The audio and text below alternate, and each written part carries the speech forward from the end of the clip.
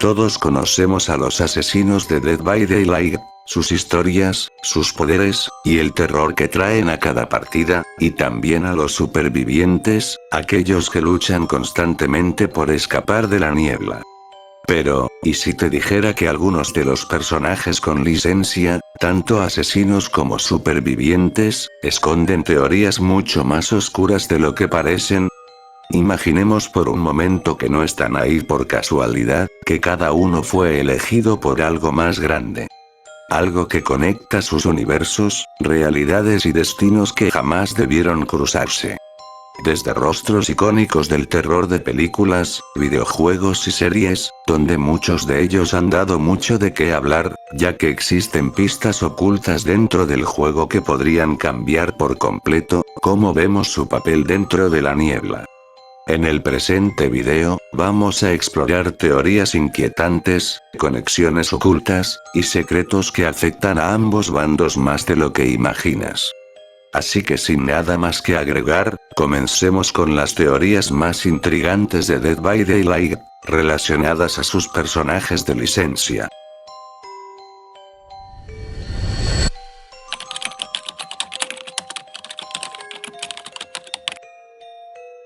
Esta teoría nos menciona, que la entidad no trae a sus dominios a los personajes originales, sino a versiones alternativas de ellos mismos. Versiones que pueden provenir de otras líneas temporales, de realidades paralelas, o incluso, de momentos específicos antes de su destino final. Por ejemplo, tenemos a la mente maestra, Albert Wesker, que al momento de ingresar al reino, ya estaba completamente expuesto al virus Uroboros, antes de su enfrentamiento en el volcán contra Chris y Sheva. Esa sería su versión original, lo que implica que la entidad tomó a otra variante. Y en otros casos, parece intervenir justo antes de la muerte, como Drácula antes de caer ante Julius Belmont, Chucky antes de ser eliminado por Andy y Kyle, o incluso Vecna, el primero, antes de su confrontación final con Eleven y el grupo de Hawkins. Lo mismo ocurre con los supervivientes, teniendo el caso de Bill Overbeck, quien se sacrifica en su historia original, pero aún así aparece en los dominios de la entidad. Y en otros casos, ni siquiera se respeta la línea temporal original, como el caso de Yoichi Asakawa, ya que pasa de ser un niño en su historia original, a aparecer como adulto dentro de los reinos. Esto sugiere que la entidad no solo toma versiones alternativas, sino también versiones futuras, o distintas de un mismo individuo. Pero hay un caso aún más inquietante, Nicolas Cage, no es un personaje ficticio, sino un actor real dentro de nuestro mundo. Y aún así, fue llevado a la niebla mientras interpretaba un papel relacionado con un asesino, uno que, curiosamente, ya existe dentro de los dominios de la entidad, siendo el deterioro. Lo que podría significar que la entidad, no solo tiene acceso a múltiples universos ficticios, sino también a nuestra propia realidad. Y que, de alguna forma, el simple hecho de estar conectado con ella, aunque sea indirectamente, podría convertirte en un candidato para sus pruebas. En otras palabras, la entidad no altera las historias originales, explora un vasto multiverso, e incluso otras realidades, para elegir exactamente las versiones que necesita. Versiones específicas, seleccionadas para mantener su ciclo, sus pruebas, y el equilibrio dentro de su juego eterno.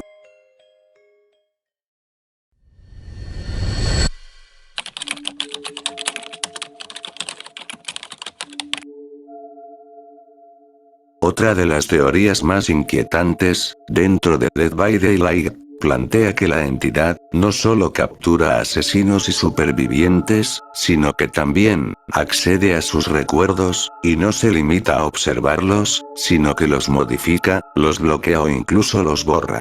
Esto explicaría por qué muchos supervivientes, altamente entrenados, como Bill Overbeck, Leon Kennedy, Jill Valentine, Rebecca Chambers, Ada Wong, Ash Williams, Lara Croft, Trevor Belmont, Rick Grimes y Mason, siendo personajes con gran experiencia en combate, tácticas y supervivencia, no son capaces de enfrentarse directamente a los asesinos, sino que están limitados a huir, esconderse y realizar acciones básicas para poder escapar, como si una parte esencial de ellos hubiera sido suprimida.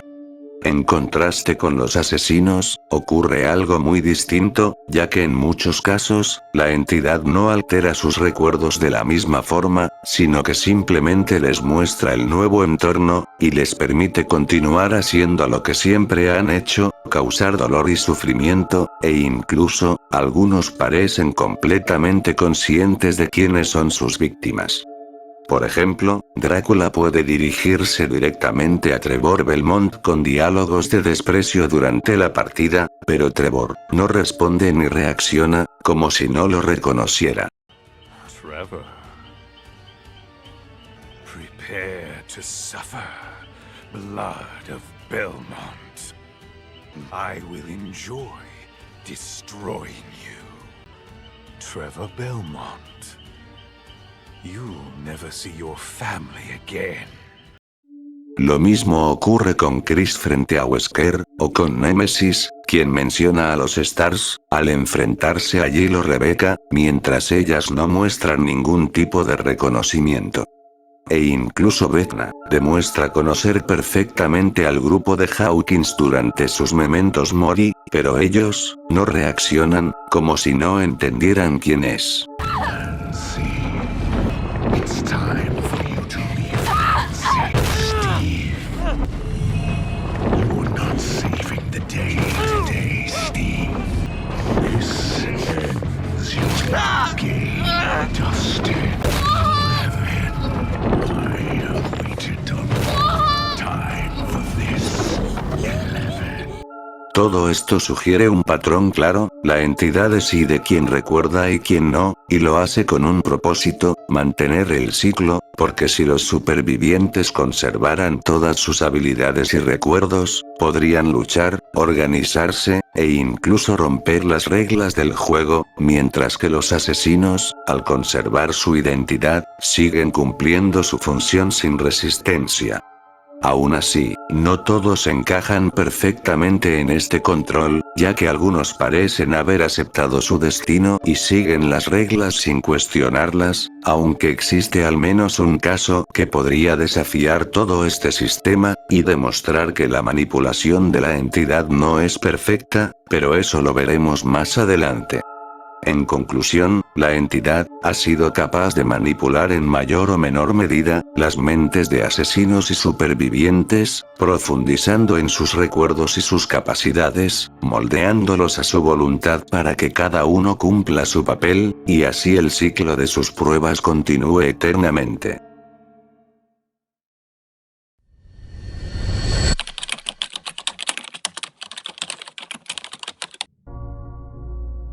Desde que las skins legendarias fueron añadidas al juego, siempre ha existido la duda de si representan nuevos personajes dentro del lore, pero todo apunta a que no es así.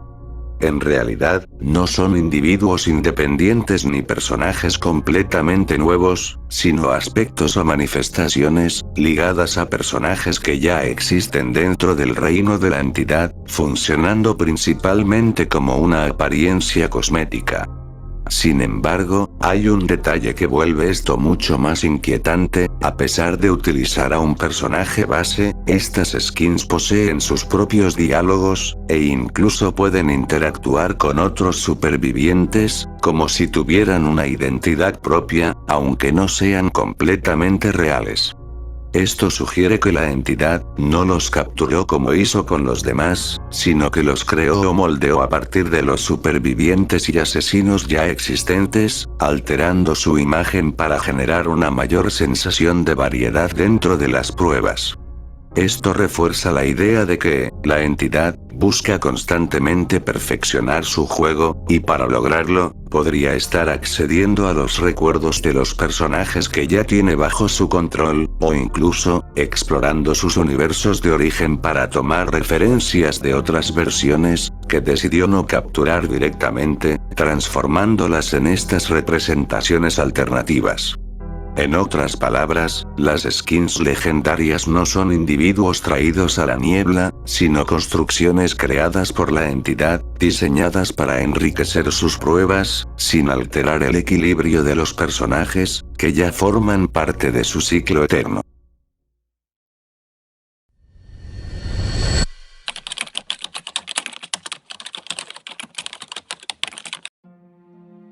Todos conocemos a Chucky, como un asesino que, en un primer momento, antes de su introducción a Dead by Daylight, muchos creían que sería imposible de añadir al juego, ya que su pequeño tamaño, hacía difícil imaginar, cómo podría realizar acciones como cargar a los supervivientes, o colgarlos en los ganchos.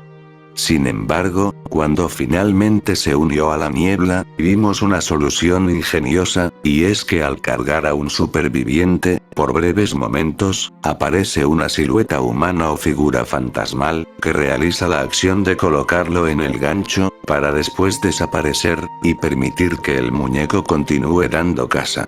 Y a partir de esto, surgió la teoría de que, esa versión humana, o fantasma de Charles Lee Ray, no es simplemente parte del propio personaje, sino una manifestación de la entidad, para ayudar al asesino, a cumplir su objetivo dentro de las pruebas.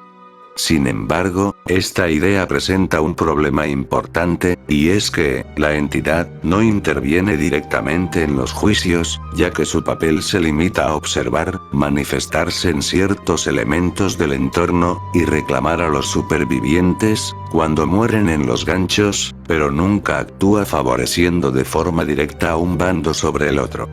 Entonces, ¿qué ocurre realmente con Chucky? La explicación más coherente, es que esa figura fantasmal, sí forma parte de Charles Lee Ray, funcionando como una extensión de su alma, o su esencia dentro del reino, algo que la entidad reconoce y permite, porque no rompe las reglas del juicio, lo que abre una interpretación interesante, y es que algunos asesinos, pueden manifestar aspectos propios de su identidad dentro de la niebla, para poder cumplir mejor su rol, sin necesidad de intervención directa de la entidad, y en este caso, más que una ayuda externa, se trataría de una adaptación interna del propio personaje al sistema de la entidad, y que es consciente de ello y no lo frena, porque encaja dentro del funcionamiento del ciclo, lo que sugiere que en algunos casos el propio reino, no solo impone reglas, sino que también permite ciertas excepciones, si éstas ayudan a mantener el equilibrio de las pruebas.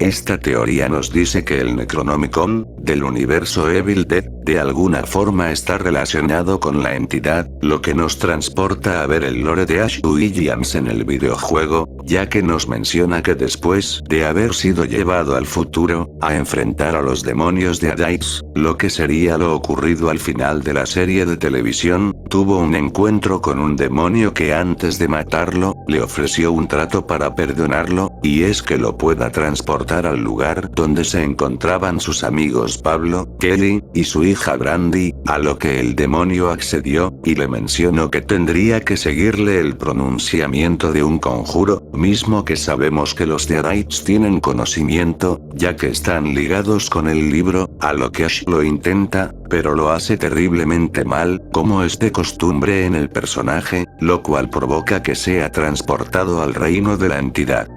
Entonces, ¿qué podemos decir de ello? Que en un primer lugar, La entidad nunca buscó a Ash para que formara parte de sus juicios, sino que fue accidental su traída, y es entonces que podemos decir que entre los tantos conjuros que existen en el Necronomicon, exista alguno que permita ser llevado al reino, y también incluso, pueda existir algún pasaje que le permita salir del mismo, pero Ash, al ser llevado y no contar con sus armas, y también al ser manipulado mentalmente por la entidad para que siga sus reglas como lo vimos en la teoría anterior, entonces quedaría atrapado eternamente sin saber cómo escapar, a no ser que pueda ser liberado por alguien que no esté presente, y conozca el conjuro específico para hacerlo, lo que añade una capa de misterio sobre cómo la entidad también puede estar plasmada en el libro de los muertos de manera indirecta, para atraer a víctimas sin que ella lo haga directamente.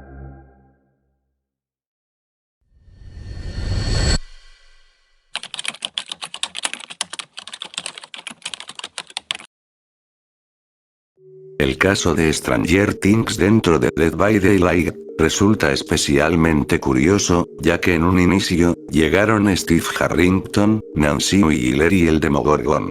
Mientras que más adelante, se incorporaron Eleven, Dustin Henderson y Vecna, pero la gran interrogante es que todos estos personajes, parecen provenir de líneas temporales o momentos distintos dentro de su propio universo. Si prestamos atención a sus lores dentro del juego, Steve y Nancy desaparecen en el laboratorio de Hawkins, lo que sugiere que fueron tomados durante los eventos de las primeras temporadas, mientras que Eleven y Dustin, según sus trasfondos, habrían sido llevados antes de los sucesos de la quinta temporada, lo que indica que pertenecen a un punto mucho más avanzado en la historia. Aquí es donde surge lo extraño, ya que Steve y Nancy mantienen una apariencia adolescente, lo que refuerza la idea de que fueron capturados en etapas tempranas, pero dentro del reino de la entidad, terminan coexistiendo con versiones más futuras de Eleven y Dustin, que tienen edades similares, a las que ellos conocerían más adelante en su propia línea temporal. Esto debería generar sorpresa o confusión entre ellos, ya que, en teoría, estarían viendo versiones de sus amigos, que aún no deberían existir en su realidad, y sin embargo, no reaccionan de esa manera. Esto refuerza la idea de que la entidad no solo viaja entre universos, sino que también regresa a un mismo mundo, para extraer diferentes versiones de los mismos personajes, en distintos momentos del tiempo, permitiendo que interactúen entre sí, bajo condiciones controladas.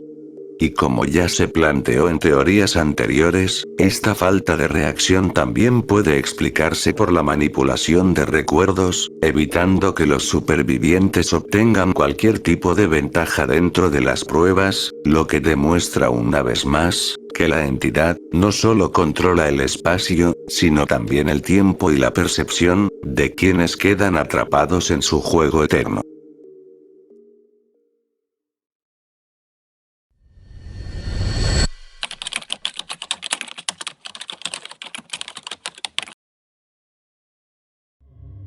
La llegada de Ken Kaneki a Dead by Daylight fue bastante polémica, ya que marcó la primera gran colaboración con un personaje de anime dentro del juego, algo que generó debate, pero que también abrió la puerta a nuevas interpretaciones dentro del lore. A partir de esto, surge una teoría particularmente inquietante, y es que la entidad no solo lo llevó a la niebla, sino que además, lo estaría torturando indirectamente al privarlo de alimento, aumentando su hambre de forma constante, para volverlo más agresivo durante las pruebas. Esto tendría sentido, si consideramos que, como Ghoul, Kaneki depende de consumir carne humana para mantenerse estable, por lo que al estar en un entorno donde su alimentación no es natural ni constante, su necesidad se intensifica hasta un punto extremo, lo que explicaría por qué en su Memento Mori, termina consumiendo a los supervivientes.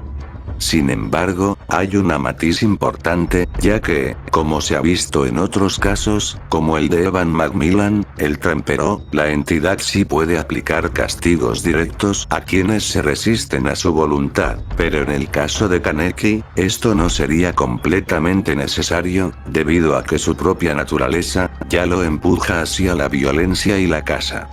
En lugar de forzarlo, la entidad estaría aprovechando esa condición, intensificándola lo suficiente para convertirla en una motivación persistente, asegurándose de que cumpla su rol de asesino, sin necesidad de una intervención directa más evidente. Además, considerando sus habilidades dentro del juego, que le permiten moverse con gran rapidez y herir con facilidad, todo parece indicar que su diseño dentro de las pruebas, está alineado con esa necesidad insaciable, facilitando que su instinto se satisfaga continuamente. En este sentido, más que imponerle un castigo, la entidad estaría manipulando su estado físico y mental de forma estratégica, potenciando su hambre, para convertirlo en una herramienta aún más eficiente dentro de su ciclo, demostrando una vez más, que no siempre necesita controlar a sus víctimas por la fuerza, sino que también puede explotar lo que ya existe dentro de ellas, para mantener su sistema vigente, y sin problemas.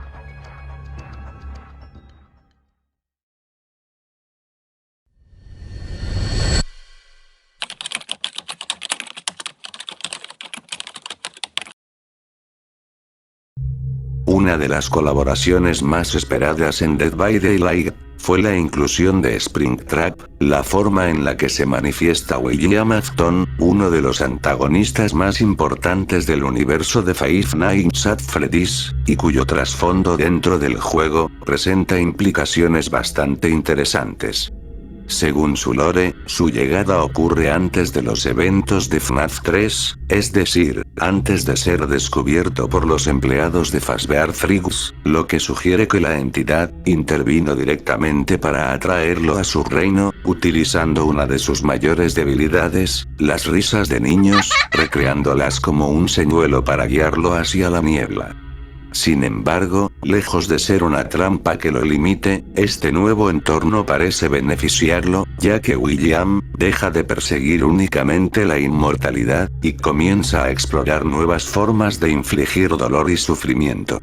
Esto se refleja claramente en su Memento Mori, donde utiliza un endoesqueleto modificado con sierras mecánicas, para ejecutar a los supervivientes de una manera particularmente sádica, lo que demuestra que, incluso dentro del reino de la entidad, sigue desarrollando su propia visión del castigo.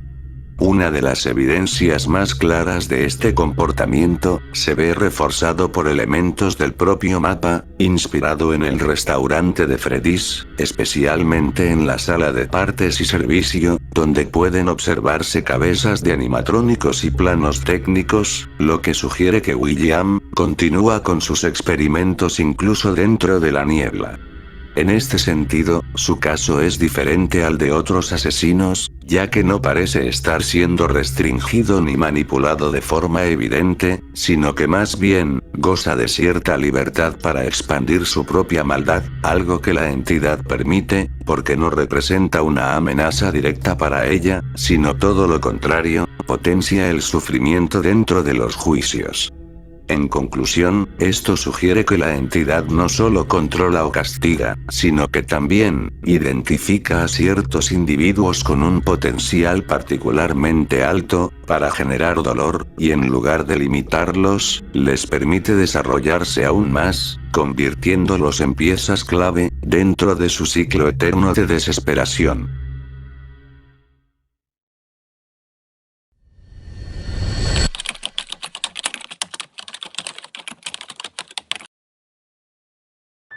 Sabemos que las licencias dentro de Dead by Daylight no siempre permanecen de forma indefinida en el juego, ya que, aunque Behavior Interactive ha mantenido relaciones con distintas franquicias, en ocasiones surgen situaciones que provocan la retirada de ciertos personajes de la tienda, como ocurrió en su momento con Stranger Things, y más recientemente, con Michael Myers, Laurie Strode y Pinhead.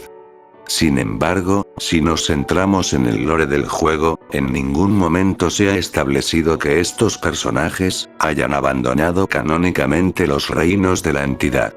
De hecho, sus casos son particularmente interesantes, ya que, a diferencia de muchos otros, no parece que hayan sido capturados de la misma manera tradicional. En el caso de los personajes de Halloween, no se detalla claramente cómo la entidad los atrajo, lo que sugiere que su llegada pudo haber sido más ambigua o incluso involuntaria, como si hubieran sido arrastrados a la niebla por circunstancias externas. Por otro lado, el caso de Pinger resulta aún más peculiar, ya que su llegada está ligada a la configuración de los lamentos, un artefacto que apareció dentro del reino, y fue resuelto por un superviviente, provocando la invocación del líder de los cenobitas. Esto implica que ninguno de estos personajes fue necesariamente cazado por la entidad, sino que llegaron mediante medios alternativos, lo que abre la posibilidad de que, así como entraron, también podrían salir. Esto plantea una idea interesante: la entidad no está atada de forma absoluta a todos los individuos dentro de su reino, y podría permitir su salida, si deja de considerarlos útiles, o si representan algún tipo de riesgo. No obstante, también es probable que esto no ocurra, ya que existe un beneficio mutuo dentro del ciclo. La entidad obtiene alimento a través del sufrimiento y los sacrificios, mientras que asesinos como Michael Myers y Pinger continúan actuando según su propia naturaleza. Incluso el hecho de que ambos realicen ejecuciones directas, lo que podría interpretarse como una interferencia en el alimento de la entidad, no rompe este equilibrio, ya que los propios desarrolladores han confirmado que todas las acciones que generan puntos de sangre están permitidas por la entidad.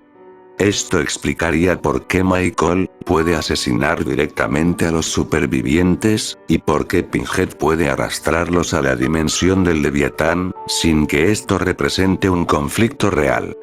En conclusión, aunque estos personajes ya no estén disponibles comercialmente, dentro del canon del juego, siguen atrapados en la niebla, y sus particulares formas de llegada sugieren que son casos únicos que podrían, en teoría, abandonar el reino, pero que probablemente permanecen en él, porque, al final, siguen siendo piezas útiles dentro del ciclo eterno de la entidad.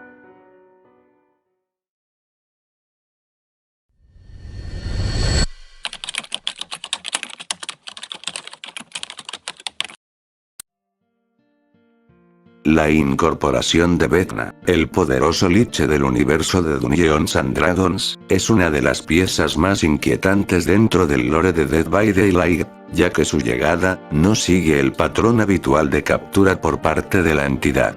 Según su historia, Vecna descubre unos antiguos escritos en un idioma desconocido, contenidos en una hoja arrancada, y tras múltiples intentos, logra descifrarlos, llegando a una revelación clave: lo que él interpretaba como morir, en realidad significaba desaparecer, lo que le hizo comprender que aquellas personas no estaban siendo asesinadas, sino trasladadas a otro lugar.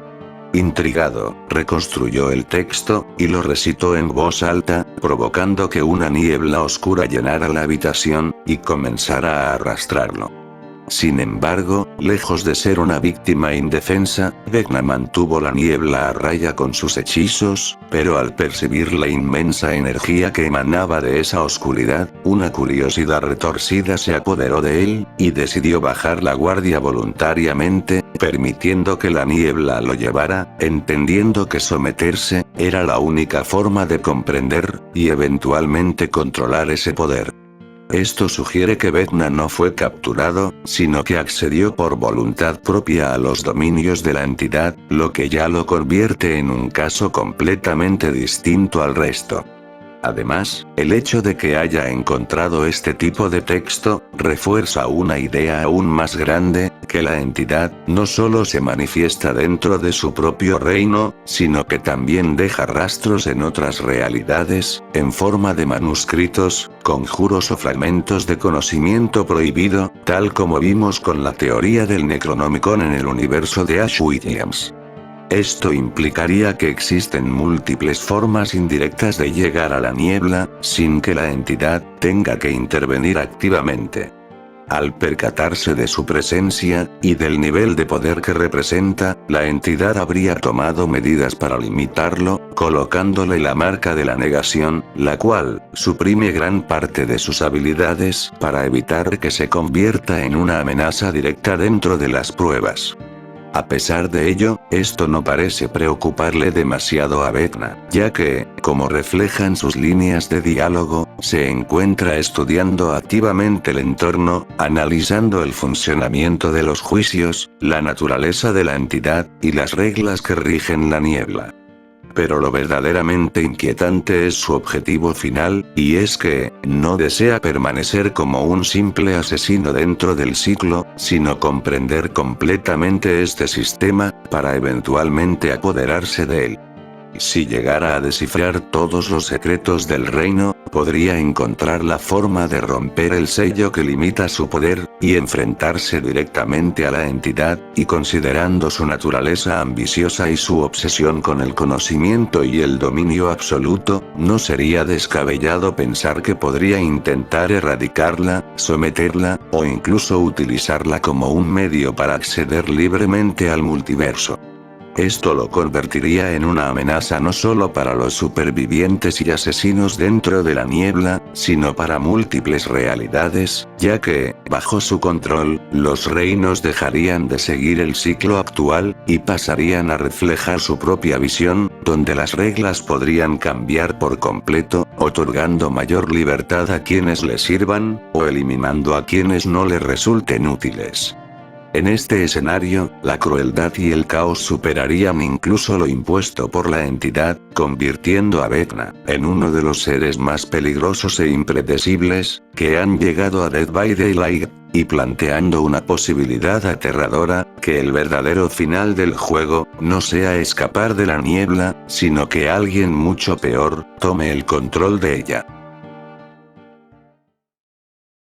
Es así que llegamos al final de este video, concluyendo que, después de todo, Dead by Daylight no es solo un simple juego, sino un punto donde múltiples realidades se cruzan bajo el control de la entidad, que manipula, adapta y mantiene su ciclo a toda costa. Sin embargo, entre ese control, comienzan a surgir fallas y anomalías que demuestran que no todo está bajo su dominio. Y eso deja una idea inquietante, que tal vez, la entidad no es invencible, pero si algo logra romper su control, lo que venga después podría ser aún mucho peor. Muchas gracias por haber visto el video, de verdad que lo aprecio mucho, no olviden suscribirse, compartir, dejar un me gusta, y escribir en los comentarios sus opiniones. No está de más decirles que, en la descripción, dejaré el link del canal Strike, del cual tomé algunos de sus vídeos, y de paso, síganlo, si saben el idioma inglés, ya que sube constantemente contenido actualizado del juego. Ahora sin nada más que decir, procedo a retirarme, se me cuidan, y nos veremos en otra ocasión. Hasta pronto.